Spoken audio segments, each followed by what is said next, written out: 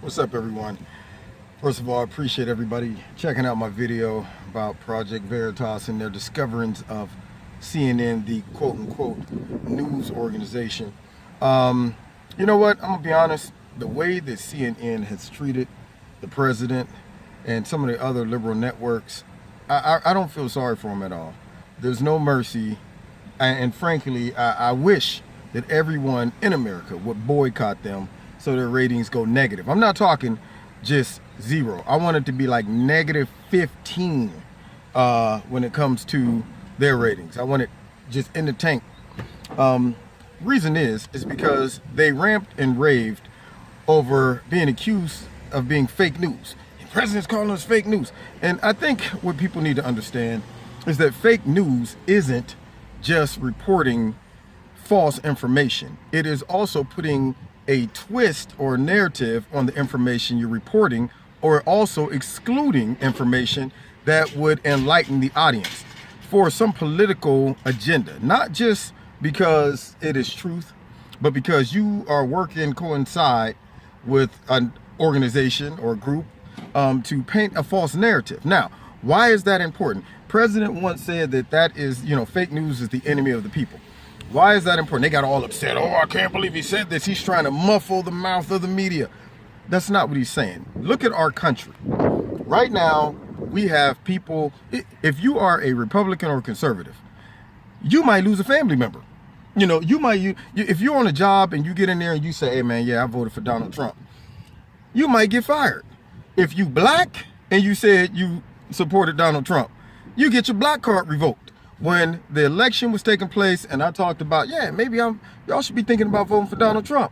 Not because of his personality, but listening to his policies and the stuff that he was saying that actually made sense to a large majority of Americans, but was too afraid to say, yeah, I feel him, because of course you get attacked. And so what I'm saying is this, when it comes to your conservative views in this society we're living in right now, you got to be careful. Everything's politically correct. You got to be like, oh, should I say it this way? Should I talk about politics? I might get the hammer, at my job. My wife might break up with me if she's liberal.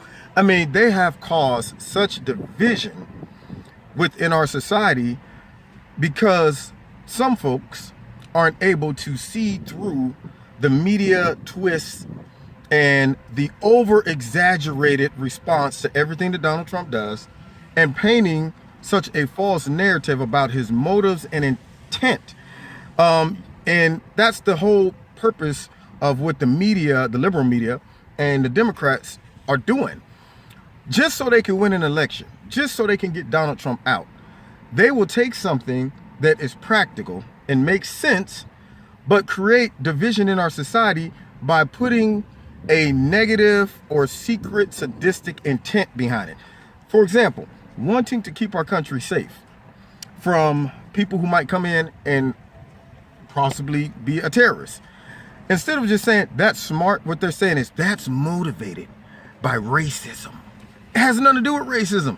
I love everybody. I'm not racist, but I'm smart enough to say don't let just anybody roll up in there, even at your house. You wouldn't do that. If somebody knocked on your door at 3 in the morning talking about, yeah, my car broke down around the corner, can I come in and use your phone? You would go, stay right there, buddy. I have to vet you. And then people talk about well, if we let 250,000 refugees in to our country, all of them, and maybe 1 or 2 of them might be terrorists, but the majority aren't. Okay, are we to take that risk with the 1 or 2?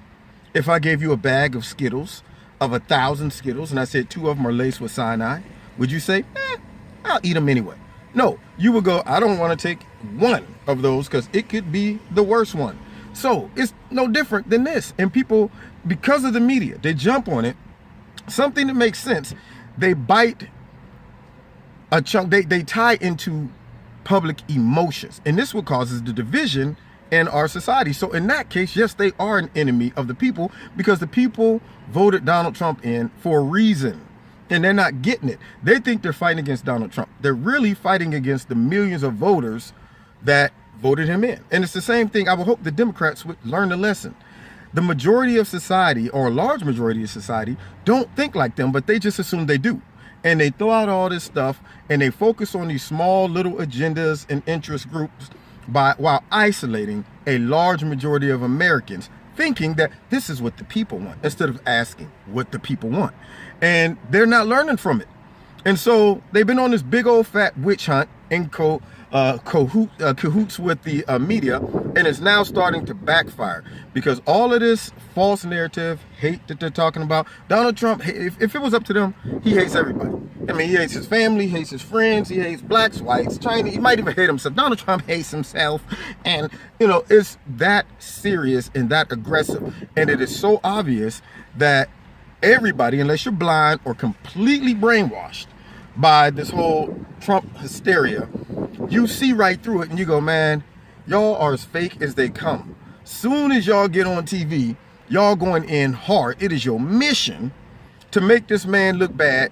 And for people who are casual viewers, people who do not follow politics, people who are like lemmings, they just follow the head lemming, even if it jumps off a cliff. They don't question, where you going, man? Whoa, it's a cliff up there. I'm not going off that cliff. They just follow along. And because they trust some of these quote unquote media outlets, they just take what they say for face value.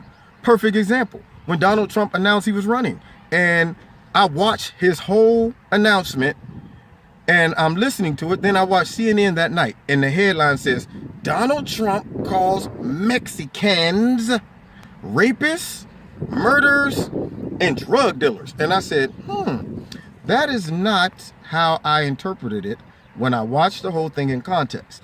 But for all of those people who didn't watch the whole thing in context and just turned on CNN, they put their spin to it, and sure enough, watching that, you would have bought into a false narrative that he called every single Mexican rapists, drug dealers, and murderers. And that's not what he did. They assigned a internal motive behind his decision to tighten up our borders that he himself never said. He never said, I hate Mexicans, that's why we tightening up the border. But they said he's doing it because he hates Mexicans. So you see how it works. That is why they're getting the hammer right now in the media, because it shows that it's all fake.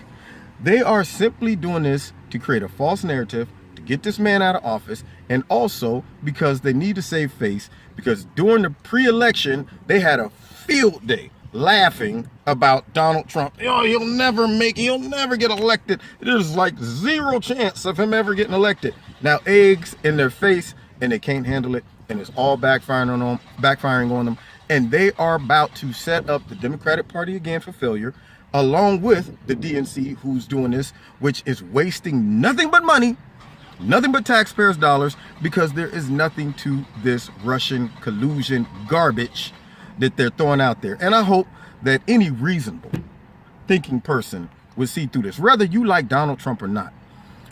You're being duped if you are one of the people who bought into this whole Russia collusion story.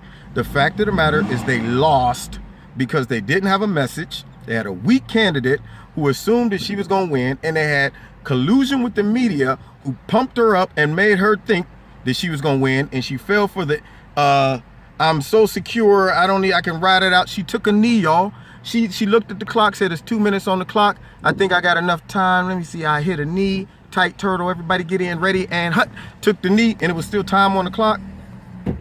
They got the ball, hit him with the old school Ben Roethlisberger / Joe Montana in about 2 seconds, scored a touchdown and beat you at the end.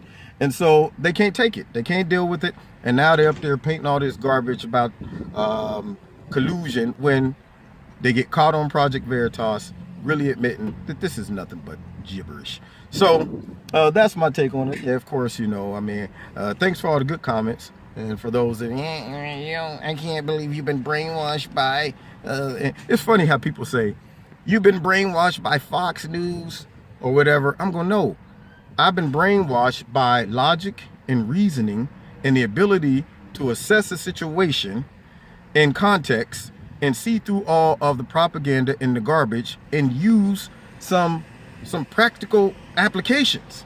Smart stuff. I'm not going to fall for the narrative that the media throws on it. When I go, my common sense tells me that we need to tighten up the borders. My common sense tells me that if overseas, they're having problems with terrorism because they just simply allowed everybody to come in without vetting them. My common sense tells me we shouldn't do that. That is what not to do, America. And yet people begging for it because they think we're saying this because we hate Muslims or something. And I'm going to have nothing to do with that. You know, common sense tells you these things. And when you listen to the media, it's all driven by hate, emotions.